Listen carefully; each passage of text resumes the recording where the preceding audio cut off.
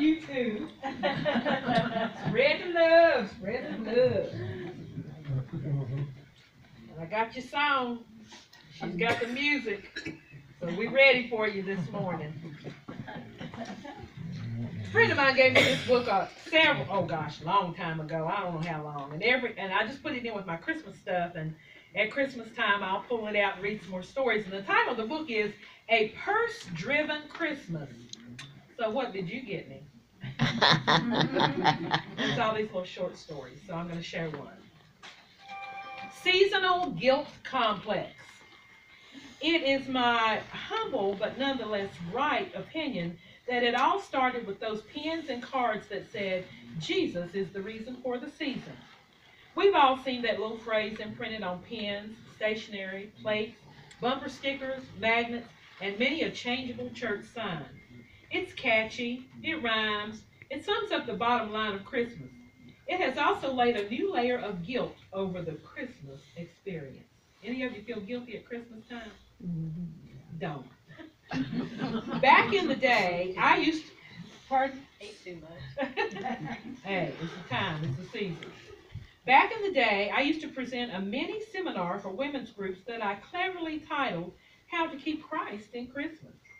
In this little talk, I had brilliant ideas, such as different Advent activities to do with your kids, and lots of tips to ensure that your children would understand the true meaning of Christmas and not turn out to be card-carrying atheists. In my research of innovative ways to add meaning to seasonal activities, I came up with several gems, including placing pre-printed tags on every candy cane with a story of how the candy cane represented redemption, and using cookie cutters for our sugar cookies that were only in religiously symbolic shapes. How many of you have gotten the candy canes with the little story of the candy cane attached? I have too. A friend of mine had a tradition of putting up the manger scene without the baby Jesus in it and starting off the season with him in a far region of the house, moving him closer to the manger every day as the calendar moved closer to Christmas Day. For the life of me, I can't remember why that seemed like such a good idea, but it was one of the ones I strongly advocated in my little seminar. I realized only much later that if you couldn't remember where you left the baby Jesus doll from one day to the next, or the dog found him and carried him off, that would be problematic.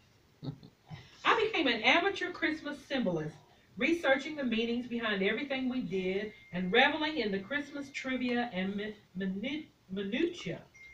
I would also talk for a good 30 minutes about our responsibility as Christians to choose only the sorts of ornaments that would help our friends and family understand Christ, and how it was so important to keep the focus laser sharp for the Christmas season.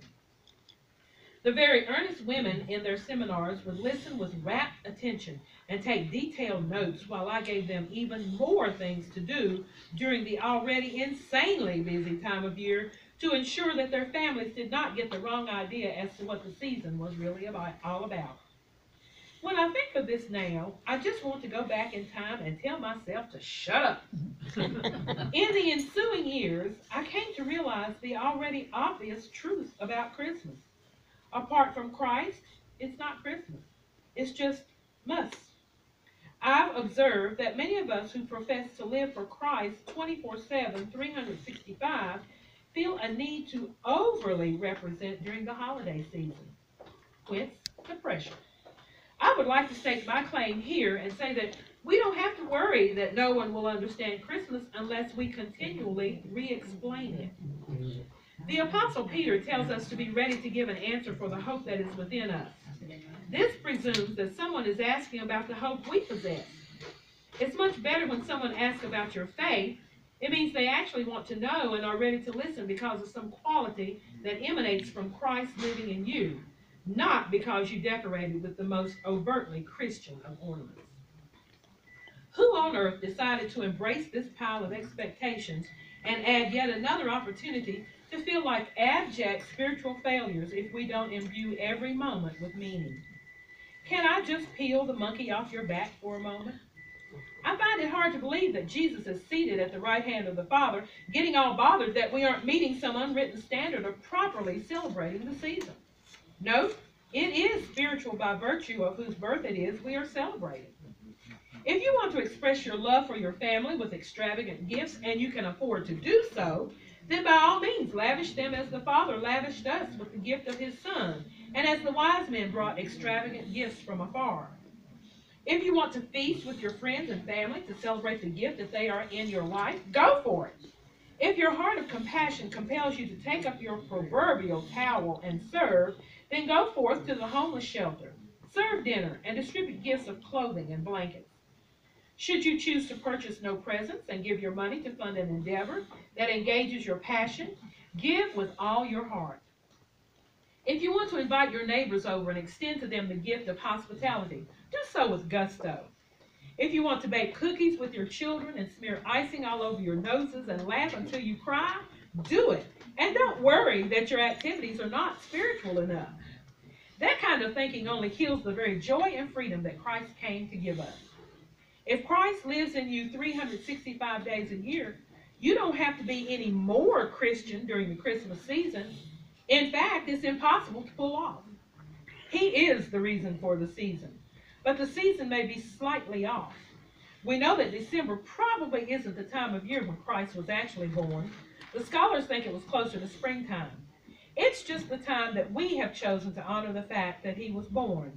Or, as the Message Bible puts it, the Word became flesh and blood and moved into the neighborhood. Jesus became helpless to help us when we couldn't help ourselves. So take it for what it is, a great reason to celebrate. And might I remind you of the fact that the first Christmas was as messy as any we've experienced in our own day. This fact inspires us to remember the significance of that first Christmas right in the middle of our holiday strangeness. When you are persevering through the travel madness that accompanies the insane desire to be with relatives in your hometown, think of Mary and Joseph making the long journey back to their ancestral home for the government-imposed census. When your hotel reservations get lost in cyberspace, amen, think of Mary and Joseph looking for a room and getting a barn instead. When you are fighting the crowds at the mall, think of how the population must have swelled in Bethlehem after Jesus' birth. When you are untangling the 10th string of lights, think of the star that guided the wise men to the manger. When you are loaded down with boxes and bags and it seems like a mile to your parking space, think of how far the wise men had to carry their gifts. Perhaps all the weirdness of the season is, in fact, a great reminder of what a mess the first Christmas was. And look how well it turned out. Oh. So it's true. Sometimes we get so caught up in all the hustle and the bustle. You know, we're running around worrying, do I have this? Do I have that? Have I fixed this? Have I fixed that? Is my house clean enough? My thing is, why clean up before everybody comes? It's going to get messy when they get there, and then you'll have to clean up after they're gone. Just leave it like it is and let them come on in and leave it, clean the mess up after they're gone. But we get so caught up in these other things and find that we're losing out on the real meaning of Christmas. So as we're doing these other things, think about what you're doing and how it relates to Christmas. As we're getting those gifts for our loved ones, think about that wonderful gift that God sent to us and what a sacrifice that was. And I really like that about the stars. You know, as we're putting the lights up, think about the star that shone to lead the people to where Jesus was born. And then I liked about that, you know, how many times have you been out shopping this year, y'all, for Christmas? Has it been 4, 5, 6, 3, 2, 1, 0? But think about how far the wise men had to travel to bring their gifts. So, you know, Christmas is a wonderful time of year, but let's keep it for 365 days, not just for one. Okay. All right. Amen. Got Lana's song, if she wants to come on up. And Joyce has got the music. Oh. Listen, girl, I got on the internet and I looked all over the place to get this song. Have to get up and sing it now. I bet you don't have your other copies that you made last time, do you? We're at the piano stool. Are they in the piano stool? Okay, we got everybody's songs. Beautiful Star of Bethlehem. That made you happy, didn't it? All right. Who wants to Nancy, you want to pass it?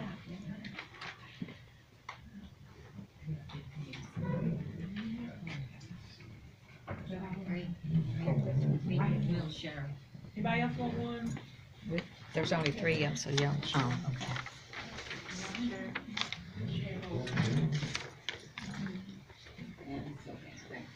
Well, she's got one. You take this. Okay. I don't have it for her. That's all right. Oh, beautiful star of Bethlehem, shining apart through shadows dim, giving a light for those who long have known, and guiding the wise men on their way unto the place where Jesus lay. Beautiful star of Bethlehem, shine on, shine on. Oh, beautiful star of Bethlehem, shine upon us until the glory dawn. Oh, give us a light to light the way into the land of perfect day. Beautiful star of Bethlehem, shine on. Oh, beautiful star, the hope of light, guiding the pilgrim through the night, over the mountains till the break of dawn, and into the light of perfect day, it will give out a lovely ray. Beautiful star of Bethlehem, shine on. Oh, beautiful star of Bethlehem, shine upon us until the glory dawns. Oh, give us a light to light the way into the land of perfect day. Beautiful star of Bethlehem, shine on. Oh, beautiful star, the hope of grace, for the redeemed, the good and blessed, yonder in glory when the crown is won. For Jesus is now that star divine, brighter and brighter we will shine. Beautiful star of Bethlehem, shine on. Oh, beautiful star of Bethlehem, shine upon us until the glory dawns. Oh, give us a light to light the way into the land of perfect day. Beautiful star of Bethlehem, shine on. Yay! That was wonderful. Thank you. Now I'll bring, I know a lot of it, but I don't know. Really good. All right. Everybody have Merry Christmas. That's a beautiful song. I'm gonna put it in the piano bench so that when I'm not here, anybody can You did good. get it and play it and sing it. Oh.